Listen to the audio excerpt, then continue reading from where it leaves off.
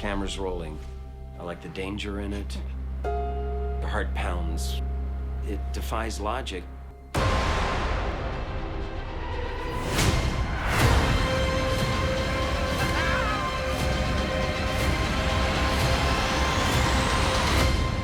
It's thrilling to me.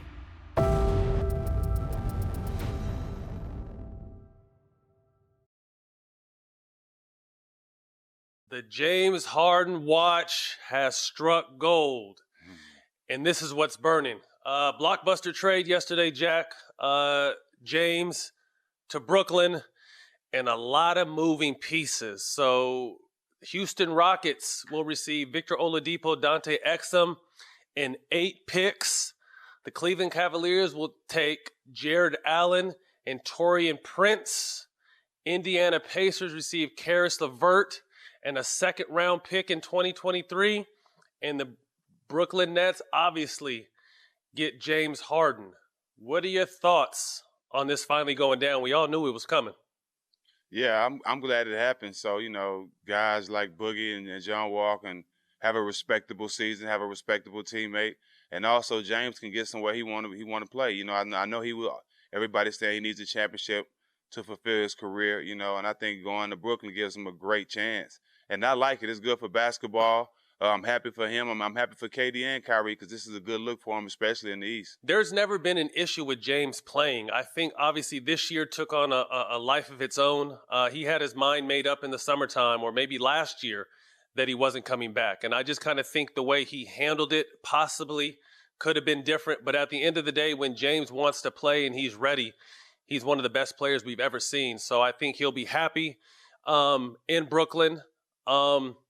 What does this do with the Kyrie factor now? To me, I kind of thought it was almost an insurance policy. Kyrie is still up in the air. We don't really know what's going on with him. We saw what Stephen A. Smith said yesterday, thinking that, if Kyrie wants to step away, he should retire and do what he needs to do. You and I talked yesterday a little bit, and I kind of brought up the Maya Moore situation. You've spoken to Kyrie. Like I said, social justice is on his mind. There's a lot on his mind, and I completely understand that. Similar to what Maya Moore did. Maya Moore is arguably one of the best players in the WNBA, stepped away, handled her business in the social justice field, and I think she'll be returning to basketball soon. What are your thoughts with, first, the dynamic of Kyrie returning, and then if he does possibly return, how good could this big three be? I definitely think he will return soon. A lot of people think that what's going on in the world today is more important than anything, especially a sport. So at some form, I get it.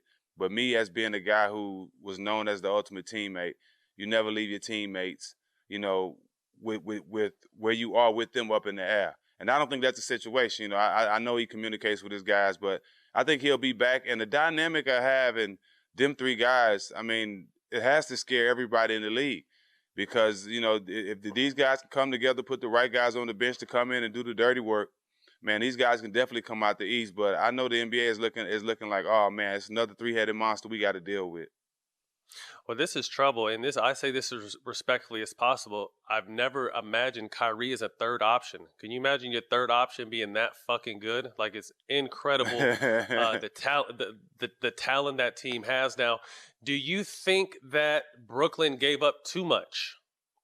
Nah, anytime you got a chance to put James Harden, Kevin Durant, and Kyrie Irving together, and all them guys wanting to play together, you have to do it. I don't care who's on the bench. I don't care if you had, some all-stars, some Hall of Famers. All those guys got to go to pair these 3 together. Gotcha. Well, we'll be looking out for them. I still think they're favored in the East, obviously more than ever now. We're all awaiting Kyrie's return to see what this 3-headed monster will look like. Next up, Houston Rockets. I completely understand the frustration coming from that locker room. Obviously in the locker room, the goal should be winning, and anything that distracts that is obviously a distraction. We heard John Wall speak. We heard DeMarcus being as blunt as he possibly could. We heard Chris Wood speak. What do you feel like the attitude and mood in that locker room is right now? Well, like I said, us being players, I see it from both sides. They have the right to be upset. and they have a right to say the things they said. You know, like Boogie said, the disrespect started way before that interview. You know what I mean? Not showing up. You know what I'm saying? Looking like you not want to play. The disrespect had been started. So, you know, they was waiting for a day where they'll have 15 guys in the locker room that all want to be there and all on the same page. And I understand it with James too. I mean, once he said on that news conference that it's a relationship that can't be repaired, then, you know what I'm saying, I respect him for going somewhere where he want to win a championship, because that's the only thing that's missing from his career. There's never been an issue with Harden going out there performing. Obviously, his mind was made up, and we didn't see the best James. We saw a lot of shenanigans going into training camp. He comes into camp, the heavyweight champion of the world, looking like, and just not performing. You know, at 17 points a game, I think he was leading the league in assists at 11, though. But you can tell we've been amazed by him the last handful of years, and we know when he wants to play and he doesn't want to play. And I think the energy was felt by his teammates. You know, it's like I said, everyone was well within their right to speak their mind, because at the end of the day, James is a superstar, but there's a whole other locker room that makes him go and makes that team go. So these guys were tired of the bullshit, and I'm sure they're happy he's gone. And then on the flip side, you're receiving Victor Oladipo, someone who's on an expiring contract, but someone who plays his ass off, doesn't do much talking, just goes out there and hoops. I think he's going to fit in great with Wall and Wood and DeMarcus coming back, PJ Tucker, Eric Gordon. So now they kind of have, you know, what they're moving forward with. I wouldn't be surprised if they made some trades at the deadline, but along with who they picked up, and they also got 8 picks in the draft. You know what I mean? So I think Houston's going to be sitting in good. You know, I mean, it kind of reminds me of what the Nets did a handful of years ago with KG and Paul Pierce. They went all in with all their picks. Nothing turned up that time. What will turn up this time? So, like I said, I think the Nets are happy. I'm sure they're obviously waiting Kyrie's decision or situation to get him back in the fold. I know Houston's happy just to move forward, and it's going to be some fun basketball. But I also think what these moves did is they put pressure on the Eastern Conference. They put pressure on that Eastern Conference going into the trade deadline that guys got to make moves. You know, if I'm Philly, if I'm Milwaukee, if I'm Miami, if I'm Toronto, I'm trying to get Bradley Beal. I think Bradley Beal is someone who's been playing his heart out, hottest player in the world, and he's not doing nothing with Washington. I kind of just think he's wasting all his best years there. So Bradley Beal is a great two-way player that really, by the move the Nets made, kind of pushed the ante up in the Eastern Conference to kind of make some other moves. So it'll be interesting to see what happens with that. Let's not forget Caris Levert moves to the Pacers, a blue-collar team that I think is right in the mix right now in that 4th position in the East, someone who just dropped 40 the other day, a very solid, no-nonsense type player. I think that's a nice pickup for Indiana, Jack. Yeah, real solid. You could drop 40 with KD on the court. Now you got your own team. Indiana's a solid team. I don't have them being in the top 5 or 6 teams at the end of the season. They're gonna squeeze. They might have a chance to squeeze in the playoffs, but having him going to Indiana and just being able to rock and be an offensive player like he can be, is gonna be a good look for him. Absolutely, gonna get plenty of shots over there. The Cavs. So the Cavs picked up Jarrett Allen to add to their ever list of centers. They got 5 people on as centers right now: JaVale McGee, Kevin Love, Drummond, Allen, and Larry Nance Jr.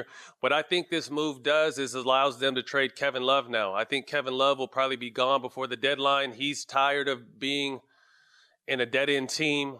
His career is, you know, he's on the backside of his career, but I still think a healthy Kevin Love can help any contender. So I think what that move does is definitely frees up Kevin Love, but who really knows what they're trying to do with all those centers over there right now. At the end of the day, Jack, who do you feel won this trade? Man, Brooklyn won this trade by far. You talking about Kevin Love. Slide Kevin Love to Brooklyn for a little change. Hey, but Brooklyn definitely won this trade, man. Anytime you can get James Harden, one of the best scorers of all time, I mean, you win this trade. I don't care what you have to give up. You win, hands down. Yeah, absolutely. Like I said, I think the world is excited about the possibility of this new big three. Arguably, we've never seen a scoring combo. I mean, we saw it in Golden State, but this may be another level of that. You know, we've never seen a scoring trio of this caliber. So I'm definitely excited to see what Brooklyn does. And it just makes, you know, it strengthens our position at the beginning of the season. We both had Brooklyn coming out of the East, and this definitely strengthened their position.